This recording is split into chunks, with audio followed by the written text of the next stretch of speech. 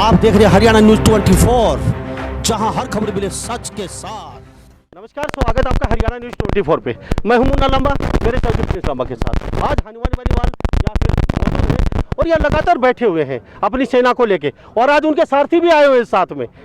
जो उनके विधायक थे, उनके जो लोक तंत्र सुरक्षा जो पार्टी के बड़े पदाधिकारी वो मौजूद हैं, और ये इनकी सेना बैठी है यहाँ पे। ये देख लीजिए किस कदर ये जोश के साथ में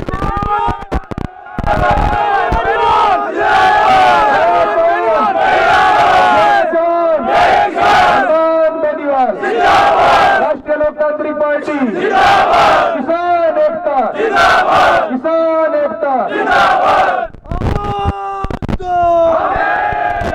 ये देख लीजिए आज भी उतना जोश है। आज से ये 4-5-6 दिन पहले हनुमान बनीवाल अपनी सेना को लेकर रात को पहुंचे थे। जितना जोश था आज भी उतना ही जोश बरकरार है इनमें।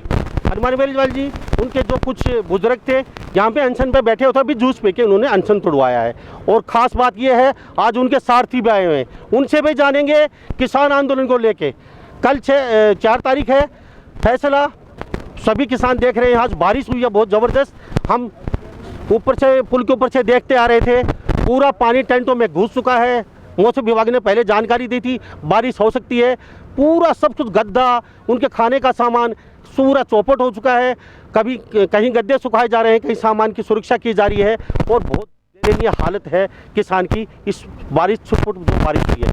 हनुमान बनीवाल जी, आपका हरियाणा न्यूज़ 24 आपका स्वागत है जी। धन्यवाद लांबा जी। जी, आपकी सेना है, इतना उत्साह किसी नेता के प्रति। वो पूरा हरियाणा घूमता हूँ, आपका झुंझुनू डिस्ट्रिक्ट के कवर करता हूँ मैं, खाली राजस्थान का तो, लेकिन मैं फिर भी मैं देखता हूँ इतना जोश जो आपकी सेना में है कहीं देखने को नहीं मिलता। क्या जादू की जप्पी दे रखी है आपने? देखिए, ये सब किसान के बेटे हैं, और 36 कौम के जवान, किसान, दलित, ये सब मिलके राजस्थान में बदलाव चाहते हैं। ये तीनों कृषि बिल जो किसान विरोधी है, और ये सब चाह रहे हैं कि तीनों कृषि बिलों में जो किसान आंदोलन संगठन कर रहे हैं देश भर के अंदर, उनको हमें समर्थन देना है।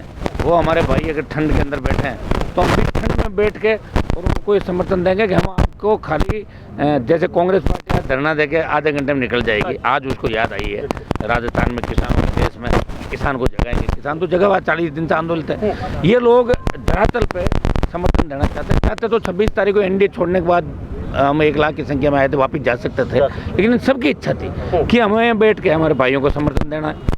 यहाँ झंडे हो सकता है कि बॉर्डर पर अलग अलग हो, लेकिन हम सबकी मंशा एक ही है कि तीनों कृषि बिलों पे किसान संगठन जो चाह रहे हैं आंदोलित हैं, तीनों कृषि बिल वापस किए जाए और इसकी एमएसपी की गारंटी दी जाए, खरीद का एक्ट बने। और जो विद्युत बिल की बात हुई थी, विद्युत बिल आने वाला था, उसको तो सरकार ने किसानों के साथ सहमति बना दी। और एक डिमांड और मांगी थी पराली को लेकर। पराली जो हरियाणा और पंजाब से पराली, ये सरकार ने कानून पास किया था कि 1 करोड़ जुर्माना और 1 वर्ष की कैद। तो पराली का कोई न कोई रास्ता इस तरह किसान बने, पराली को कैसे नष्ट करेगा या किस तरह उसका नीचे से जो शुरुआत की है वो कहीं समझ में नहीं आई। जो आपके मेन कानून जो आप बैठे हैं धरना प्रदर्शन पे हजारों किसानों को लेके, लेकिन वो तो कहीं ना कहीं हुआ ही नहीं सरकार की तरफ से। तो कहीं ना कहीं आपको कहीं वो उल्लू तो नहीं बनाया जा रहा है, ऊपर को छोड़ के नीचे से शुरुआत ये कहीं समझ में नहीं आया। वो तो शुरुआत जो वहाँ बैठे थे उनको नहीं करनी चाहिए थी। वो तो शुरुआत, हम तो अंदर थे नहीं तो बात तो सीधी कृषि बिलों पे होनी चाहिए थी कि पहले तीनों कृषि बिल जो है तीनों कृषि बिलों पे पहले ये होना चाहिए था कि तीनों कृषि कानूनों को लेके मैंने भी एनडीए से नाता तोड़ा, तो तीनों कृषि कानून सरकार बदलाव करे, वापस ले, और एमएसपी पे खरीद की गारंटी दे।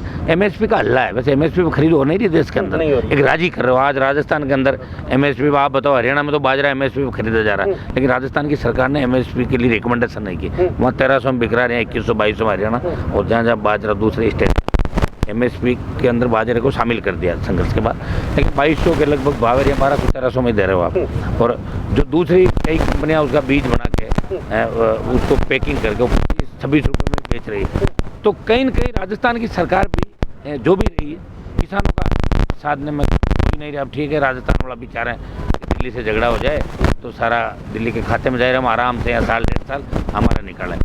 किसान संगठन निश्चित रूप से आंदोलन कर रहे हैं। लंबा आंदोलन है। आज कल भी एक किसान ने दम तोड़ा, शहीद हुए, परसों भी हुए, और ये संख्या 40 के लगभग चली गई। अब सरकार को सोचना चाहिए, चेतना चाहिए। बड़ा नुकसान हो सकता है और उस नुकसान की भरपाई सरकार कभी नहीं होगी। जब 24 में चुनाव होंगे जरूर ये सोचेंगे, जरूर उस समय अगर हम ठीक कर लेते हैं तो ठीक होता नहीं है। सरकार को बड़ा मन रख के इसमें किसान संगठनों से बात करके मेरा एक आपका रुख क्या रहेगा? आगे उग्र होगा या नरम रहेगा? पूरी जनता आप पे टिकटिकी लगाए बैठी है हरियाणा की। हनुमान बली बनकर रुख क्या रहेगा? एक क्वेश्चन और कर देता हूं मैं साथ साथ। आपको छोड़ के राजस्थान में सभी देख रहे हैं लोग, कोई भी यहाँ पे नहीं बैठा है। सिर्फ आप यहाँ समर्थन के लिए आपकी सेना बैठी हुई है। बाकी राजस्थान से अब तक जो लोग बोल रहे हैं हम इतनी तादाद में बैठे हैं, चाहे कोई भी हो, हम किसी पार्टी का नाम नहीं लेंगे, सिर्फ आप अकेले बैठे हैं। क्या समझे आने वाले समय में बाकी राजस्थान की जो पार्टियां हैं या और लोग हैं यहाँ दिखाई देंगे या फिर खाली जुमला है उनका जुमला कोई दिखाई नहीं देगा। हो सकता है कल कोई साइकिल वाइकिल लेके एक बार रैली से निकाल के चल दे, क्यों? उनको भी तो पॉलिटिकल माइलेज लेना ना। गांव लोग कह रहे हैं तुम आंदोलन नहीं कर रहे हो, तुम क्या कर रहे हो, तो इसलिए आज सीएम को बैठना पड़ा। और ये सब एक राजनीतिक माइलेज का मामला, भाई हम ये कर रहे हैं। जो तीनों कानून यहाँ पे पास किए विधानसभा, आप भी जानते हो कि MSP का कानून है, जो रात और दिन यहाँ बैठा हूँ, 10 दिन हो गए मुझे बैठे हुए। और उससे पहले 12 तारीख को भी हजारों समर्थकों के साथ आया था। और ये RLP के जोश की वजह से ये बॉर्डर रुका। ये हाईवे जब भी जाम हुआ था 12 तारीख को, उससे पहले हाईवे खुला था। एक साइड का लोग जा रहे थे, आपके आने के बाद दोनों साइड के बंद कर दिए गए। और आपका रुख की मैं जानना चाहूंगा, ये है किधर जाएगा? थोड़ा सा नरम या फिर अच्छा जाएगा? मेरा रुख अच्छा जाएगा। मैं हिंसा तो नहीं चाहता, क्योंकि मुझे लड़ाई के अंदर जीत हासिल करने उन किसानों की जो टकटकी लगा के देश की ओर देख रहा है। मैं नहीं चाहता कि हिंसा का रास्ता अख्तियार करके लाठी गोली चल के और हमारे भाइयों का नुकसान हो। और आप तो पता कि हिंसा एक बार अगर भड़क गई देश के अंदर तो आंदोलन को तो लोग भूल जाएंगे और फिर मुकदमों के पीछे लग जाएंगे। इतने मुकदमे दर्ज हो गए, इतना नुकसान हो गया। हमारा एक ही मानना है कि किसानों की जीत हो, किसानों का सम्मान बचे। क्योंकि महेंद्र सिंह टिकैत ने जो आंदोलन किया था 90 के दौर के अंदर, उसके बाद में सबसे बड़ा देश का किसान आंदोलन है। अभी पंजाब का आंदोलन नहीं रह गया। पंजाब ने शुरुआत जरूर करी थी, और अगर लोकसभा के अंदर उस दिन मैं होता तो मैं भी बिल फाड़ के फेंकता। तो शुरुआत राजस्थान और पंजाब दोनों से होती, लेकिन बाद में भी किसान के बेटे होने के नाते हम आए। हमें इसमें पंचायती नहीं करनी, हम दूसरे बॉर्डर पर जाकर नहीं कर रहे, हम आपके लिए कर रहे हैं। हम तो सिर्फ इन बिलों की खिलाफत कर रहे हैं। किसान संगठन जो तय करेंगे उसमें हनुमान बनीवाल की पार्टी का पूरा सहयोग रहेगा। कल पे हमारी नजर है, कल अगर मांगे मान ली जाती तो ठीक है, और कल मांगे नहीं मानी जाती है तो कल हमारी शाम तक कोर कमेटी बैठ कर निर्णय करेगी कि हमें यहाँ बैठना है या कहीं और कूच करना या दूसरे तरीके से काम करना। ये कल शाम तक हम लोग तय करेंगे। कल हमारी नजरें उस वार्ता पे जहाँ हो सकता है कि भगवान सरकार को सद्बुद्धि दे और इन पे कोई न कोई रास्ता निकले। कुछ लग रहा है आपको? मुझे तो अच्छा ही लग रहा है। आगे हो सकता है, नहीं होगा तो इनको दिक्कत होगी आगे, कि हमारे जैसे लोग NDA से चले गए, 2 दिन और जाने का मन बना रहे हैं, तो फिर खाली NDA के बिना तो आगे भारतीय जनता पार्टी। आपकी सेना बैठी है, रात को बारिश आई, मौसम विभाग ने पहले जारी कर दिया था हाँ बारिश आएगी, तो कहीं ना कहीं टेंट में बैठे थे, सारा पानी इस साइड में, तो आपकी सेना कहीं ना कहीं पूरी रात दुखी रही होगी, पूरे गद्दे भीगे होंगे, पूरी रात कहीं ना कहीं इनको बहुत मुश्किल उठानी पड़ी होगी। तो क्या कहेंगे इस चीज़ पर? ये तो हमेशा क्या आंदोलित रहते हैं, इनमें आधे से ज़्यादा तो मेरे साथ ही रहता है राजस्थान में। गाड़ियाँ उठाई चल दी है और इनको पता कि आगे भी हमें आंदोलन करना, किसानों पर झूठे मुकदमे दर्ज हो रहे हैं। तो हम पहले इस किसान आंदोलन में हमारी जीत कर लें।